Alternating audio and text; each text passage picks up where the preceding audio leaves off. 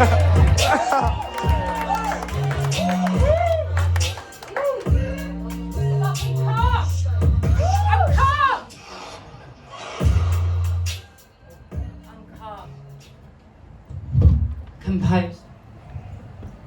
As my temper, I'm trying to control.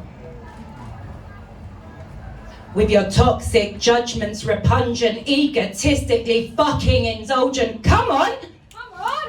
Come at me!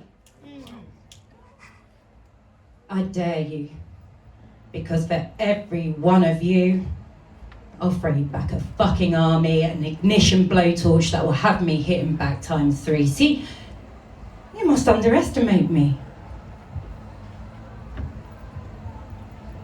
Trust me, you do not want to unleash this lioness who is roaring right now inside me. Only I know the true force of what is inside me. And trust me, when I lose my shit, it even fucking scares me. I beg you, please, don't bring me out to the person that even I do not wish to see. Have your fading opinion, but be ready for the repercussions if you keep poking and peeling back my fucking layers. Let's go deeper. Care to peel back another fucking layer? Come closer. Look into my soul's windows. Do you see the darkness? The 50 shades of fucked up shadows? My eyes are dry. There are no more tears. Without them, honey, I promise you I have no fucking fears. Layer on layer of the most toxic, rotten onion that will move your tears to cry me a river, a fucking ocean. Come on! Come at me! I dare you, because for every one of you, I'll throw you back an army of the oya you had no clue could obliterate you. My soldiers, my snipers, wiping you out like a fucking tsunami, made up of the heartlessness of the Ottoman army. That is the fire up in my bloodlines, fueled by my ancestry. The irony, my name in my native tongue means doily. Because you cross me, there's nothing pretty, delicate, or frail. In Africa, Oya is the goddess of weather, tornadoes, destructive rainstorms and fire, female leadership, persuasive charm and transformation. Oh, I'll fuck your shit up. I ain't lace, bitch. I'm the dictionary definition of fucking abomination. Come on! Come at me! You got me so fucking angry, I can't even fucking see. Oya, breathe. Remember the teachings of your precious queen. To release this kind of negativity, to continue to live free. You've got nothing to prove, my precious princess. So don't bring your brain back to relive the pain that nearly had you slain, that brought out the self-hate and disdain. Instead, channel your energy into a journey of continued growth, showered daily with the purest abundance of positivity. See, you don't know me. You do not know what defines me. And you are most certainly not worthy of me compromising this queen from evolving and re-rising, and I am rising. So when you come at me, instead of unleashing my pent-up pain from the deepest hurt that had my heart fucking breaking, I'll count to 3, swaying, growing, and planting another defiant seed to root me stronger. So I beg you, come on, come at me. So this is a exclusive. it's also probably, I'll try and get through this without crying, and I don't really big myself up that much, but this is actually a really beautifully written piece. You can do it with or without. It's all right. You can do it with. And it's a metaphor, and I never realised I knew what a metaphor was until I wrote it. Yeah, just crack on when you're ready. And I'm not very good at reading this because it's dear to my heart, but it is a metaphor for the most beautiful rose that we had in our life, and that's our mother.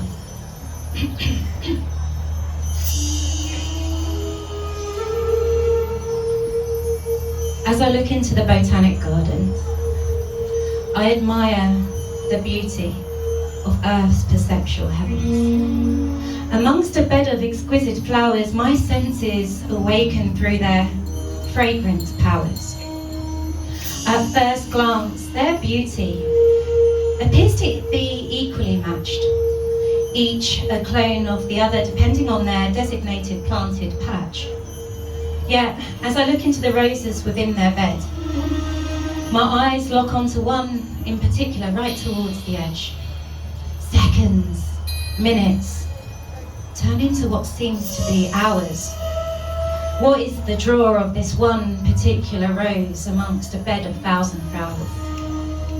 At first I believe it's because the beauty is unrivaled, for beauty compels us mortals to be stunned and somewhat stifled.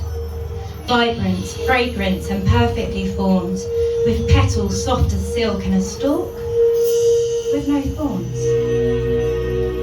It is then that I realise there is a glaring imperfection, which makes this one particular rose extremely special, but susceptible to extreme exploitation.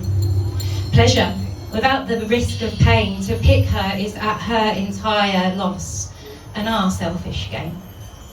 At first she bloomed, her beauty each time she bloomed, re-blossoming each time her rooted life was fatefully doomed. Pleased to please, she would sift her hurt, channeling it through the stem, deep down into her surrounding dirt. The roses around her that once leant towards her as if she were the natural sun, providing her with the shelter and giving the chance for others to sacrifice and succumb.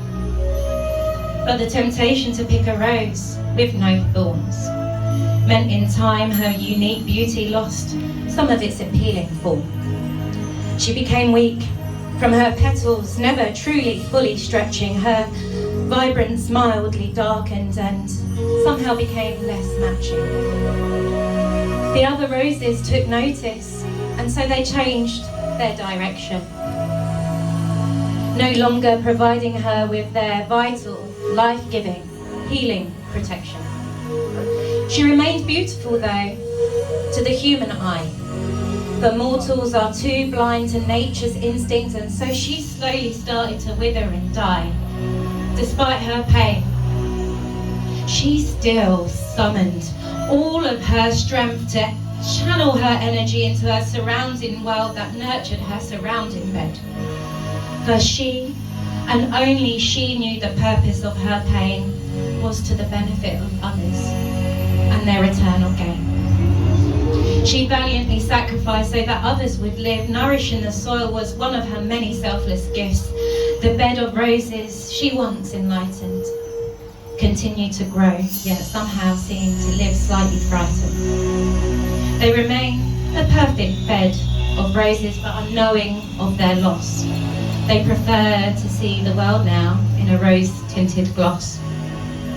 True beauty comes from pain and selfless sacrifice, something we're allegedly rewarded for in the afterlife. I now acknowledge that perfection is imperfection in all of its forms, providing light, shade that should be nurtured and never scorned. I, for one, will eternally mourn the perfect imperfection of the beautiful rose without a single flaw. so not consistent. I'm a good friend. I'm consistent in myself. So every character in this is kind of me. I don't know if you guys know the song like "My head is the jungle, jungle." Yeah. I always say that that's kind of my head because it really is really messed up and I'm a bit sporadic with my thinking. So this is exactly that. So this is me embracing all 50 shades of my different characters. I hope you enjoy it. It's a bit fucked up. Let me just bring it up just in case it's a bit of a word twister.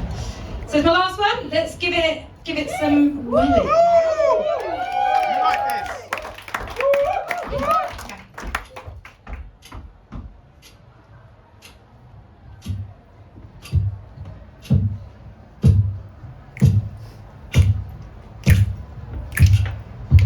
There's a persistent ticking that keeps talking. My body is rocking and my mind is knowing that each tick will cause a talk that will rock my head into a slight insanity from the sensory sensational shock I rock. Eyes are drinking, feeding on a feast of vivid visuals, not vacant but volcanic dining. Stop. Is that my insanity? Or is it my insecurity that is looping into what seems to be an infinity? Reflections keep reflecting. Incarnations of my own reincarnated reflection. Closer inspection, I see trepidation of my avatar's anticipation of what the mirrors relentlessly replicate and reproduce. Mass Mustafa production. Stop. Induced to now be somewhat seduced by my sexy silhouettes merging, becoming spellbounding, beautiful ballerinas, peaceful yet powerfully purposeful in their synchronized pirouetting. Circus themes now resounding, galvanizing my inner clowns. Some with smiles, some with frowns, some below dark, dense, depressing clouds. Storms are stirring.